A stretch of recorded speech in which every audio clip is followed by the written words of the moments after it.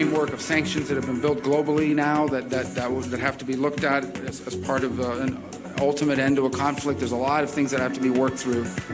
The White House eyes lifting some of the U.S. sanctions on Russia to stop the Ukraine conflict. But the EU refuses to play along and makes conflicting demands while pumping more arms to Kiev. I fully support the concept of peace through strength. But as far as I know, this concept does not mean lifting sanctions before we have verified that everything works. Today, I was able to announce an additional 2 billion euros in French military support for Ukraine. And crowds flood the streets of Moldova's autonomous region, Gagauzia, after the arrest of its leader, known for criticising the country's pro-EU president. We get reaction from the state's political opposition. Every day they are searching for an enemy, and they did take this trend from their European friends, that Moscow and Russia is enemy. Our top story this hour, the Trump administration is considering how to lift some of the Biden-era sanctions on Moscow. That's after the two countries agreed to reopen the Black Sea trade corridor to allow the free export of Russian food products to the world. But the U.S. Secretary of State has stressed there's more than one side to the barrier of Western restrictions. We have more detailed definition of what the energy ceasefire entails. And the second is the concept of a Black Sea ceasefire. Obviously, after our meeting, as part of their release, the Russians detailed a number of conditions that they want to see met in order to do that. So we're going to evaluate that. Some of those conditions include sanctions that are not ours. They belong to the European Union. So we're going to be gathering and sort of, when our folks get back, sitting down, going through the proposals, getting their impressions of the conversations so we can more fully understand what the Russian position is or what their ask is in exchange. Framework of sanctions that have been built globally now that have to be looked at as part of an ultimate end to a conflict. There's a lot of things that have to be worked through. Well, let's delve into the story with RT correspondent Umaima Icha joining me in the studio now. Good morning to you. So take us through the details of Marco Rubio's statement there and the context of it all. Now, this was all part of another round of meetings in Riyadh, Saudi Arabia, between the American diplomats and their Russian and Ukrainian counterparts. And, of course, the renewal of the Black Sea deal was talked about and discussed. And that is a deal in which both Kiev and Moscow had agreed to stop the use of force and military use of commercial vessels in the Black Sea. And again, this is a deal that could be extended if both parties agreed to. Now, Russia was more specific in its demands, and it says that the fighting in the Black Sea will stop once the sanctions are lifted. Washington, on one hand, seems to be keen to remove sanctions that were put on Russia from its side. This can't be real. This weight loss doctor is going viral. That's how the skinny people of the world are skinny. It's called the gut-centric theory of hunger, a study out of China. But the EU stresses that withdrawal of all Russian troops would be the only way that maybe then the EU would lift its sanctions. The end of the Russian unprovoked and unjustified aggression in Ukraine and unconditional withdrawal of all Russian military forces from the entire territory of Ukraine would be one of the main preconditions to amend or lift sanctions. So while the EU continues to stand strong in its stance that it's not going to be lifting any sanctions on Russia, unsurprisingly, of course, Ukraine agrees to that, Washington continues to push for a logical and rational way to end this conflict. So we have some significant progress with Ukraine agreeing to the terms of this new deal, but do you think Kiev will comply with them? Now, Ukraine is definitely not content with the idea of getting rid of the sanctions. And Vladimir Zelensky previously mentioned that, well, The reason is Russia uses components from foreign companies to strike Ukrainian territories. So sanctions, according to him, because of that, must remain intact. Zelensky also arrived in Paris on Wednesday for the coalition of the Willing Summit that is set to take place on Thursday. And that is a meeting that's also taken place as the United States announced that it had brokered a truce between Kiev and Moscow. And on the eve of the summit, both him and French President Emmanuel Macron held a joint press conference, and both parties in that conference opposed Moscow's demands because, of course, the negotiations in Riyadh were touched upon, with Zelensky highlighting once again that sanctions against Russia must remain. Moscow is trying to write some additional conditions into the agreement, which contains no preconditions. Therefore, we expect the American side to ensure that the peace at sea is unconditional. Russia wants this war to continue. It is dragging it out. We need to put pressure on Russia to end the war. Now is definitely not the time to reduce pressure on Russia or weaken our unity for the sake of peace. We need more strong joint steps to ensure that peace is just, peace is sustainable. Sanctions against Russia should remain in place and be strengthened as long as the Russian occupation continues.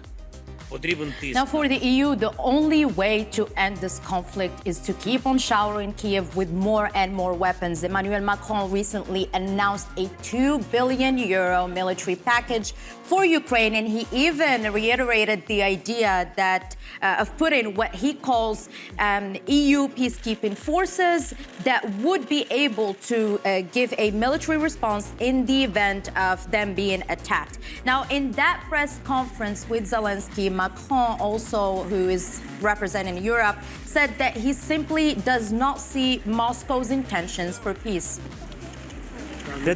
I fully support the concept of peace through strength that the American president has proposed. But as far as I know, this concept does not mean lifting sanctions before we have verified that everything works. Although I see the temptation of the Russian side to rewrite before interpreting what has already been discussed or agreed upon by listing new conditions. And besides, Russia does not prove that it really wants peace, as day after day it continues to carry out intense strikes on the territory of Ukraine, including on civilian objects.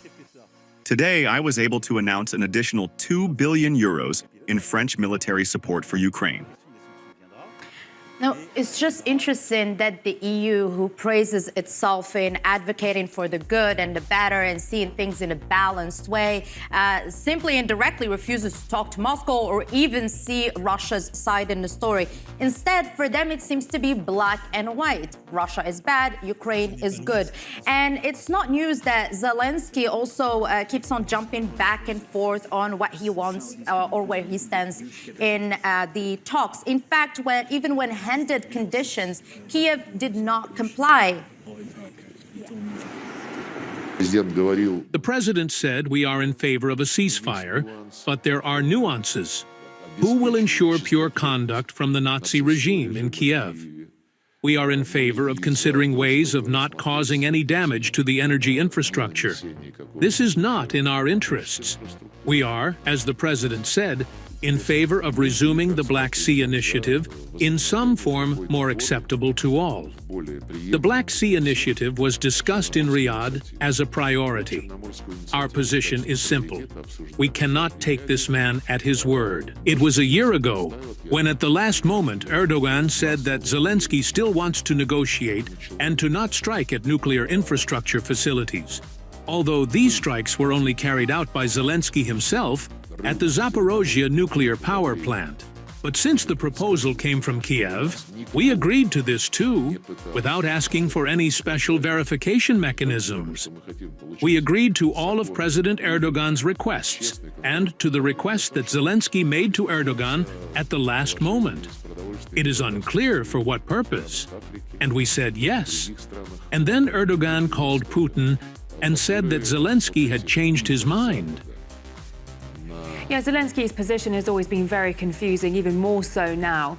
When it comes to sanctions, we know that Russia is the most sanctioned country in the world. So just how difficult, how hard could it be just to lift just a few of them if it brings us closer to peace? Now, that's still, of course, a debatable topic because Washington seems to be open to lift their sanctions. And that is, of course, something that was discussed between both the United States and Russia. And it seems that the U.S. is somewhat working towards that.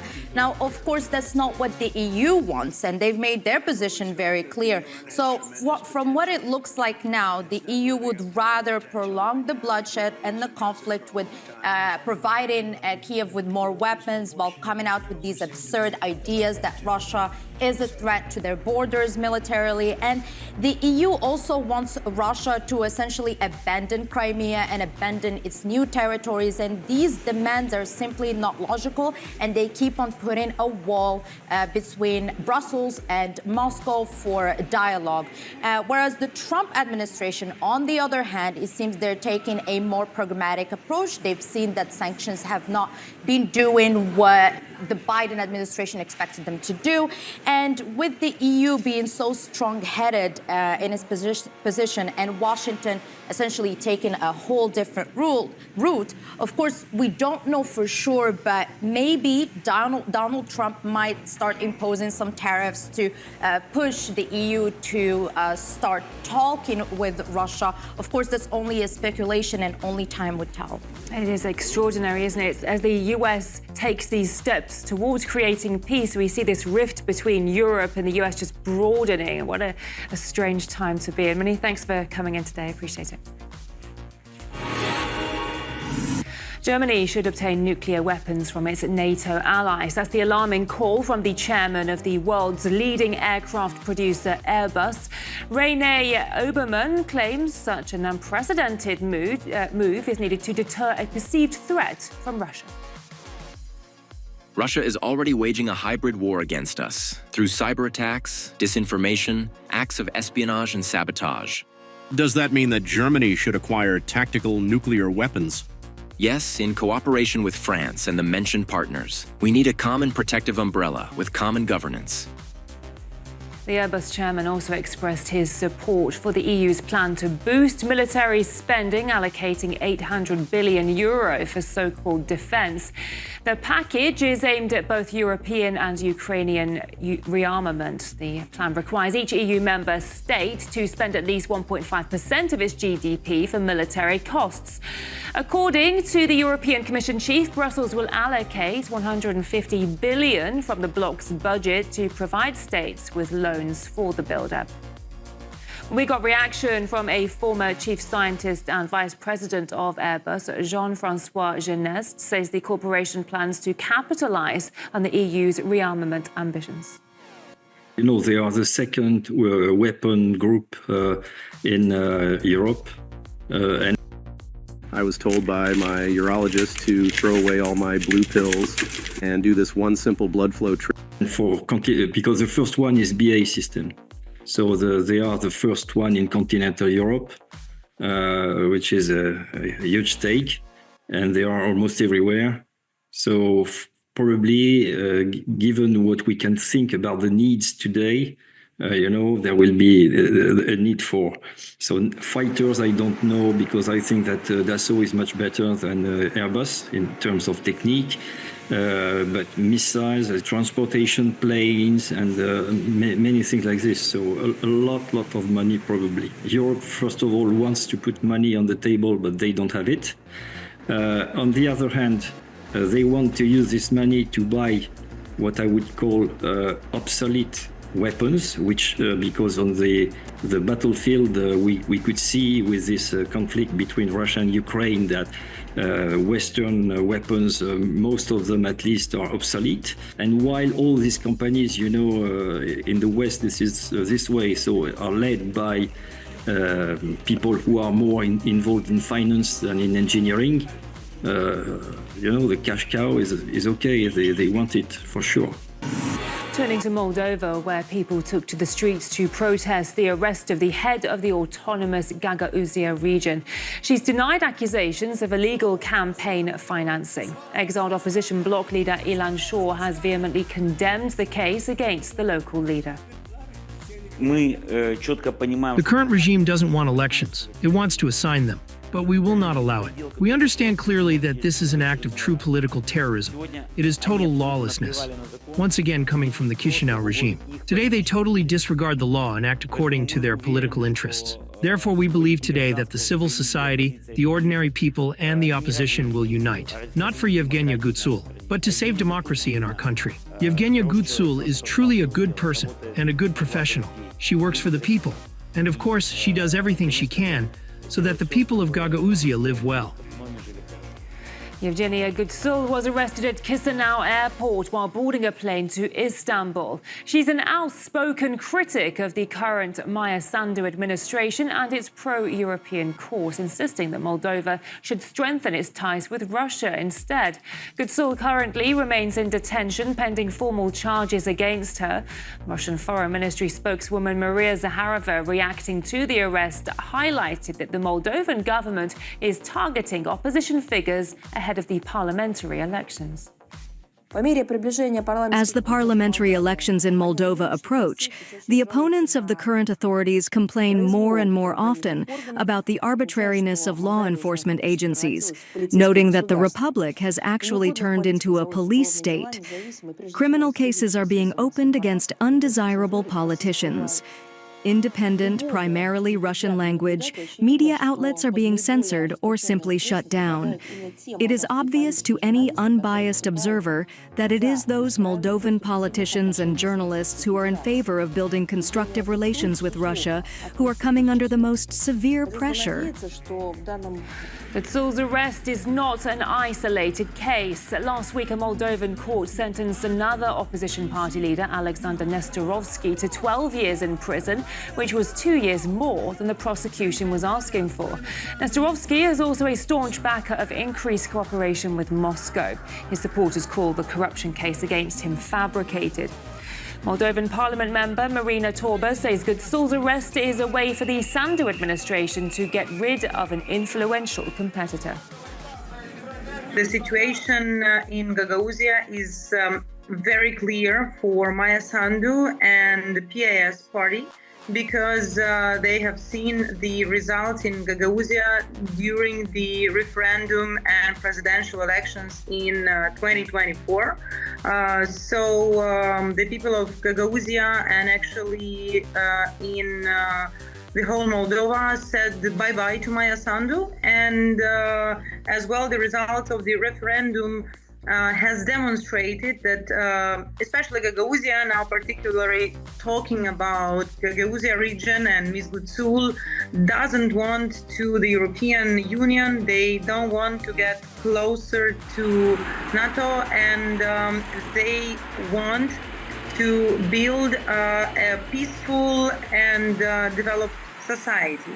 Partners. So Maia Sandu and PAS, they do see in Yevgenia Gutsul and in our team strong concurrents, and they're afraid, first of all, of Ilan Shor and our increasing influence in a positive sense of this word, especially when we're talking about the upcoming parliamentary elections. It is very clear to us that since Ms. Gutsul, Mr. Ilan Shor, and our team are expressing openly that we want to be friends and to cooperate with Russia, we became enemies for Maia Sandu and PAS. And since there are many changes in the world as well, they do understand that those are last weeks of their governing, and in this agony, they are trying to destroy the real opponents that they see in the victory bloc political force. They do need every day to oppose to someone. Otherwise, they have no agenda to talk about, if you understand what I mean. There are no realizations, there are no successes, there are no fulfilled promises that they can demonstrate and that they can be proud of. So every day they are searching for an enemy, and they did take this trend from their European friends, that Moscow and Russia is enemy. Again, on behalf of our Moldovan people, I want to tell you that this is completely not the case, and as it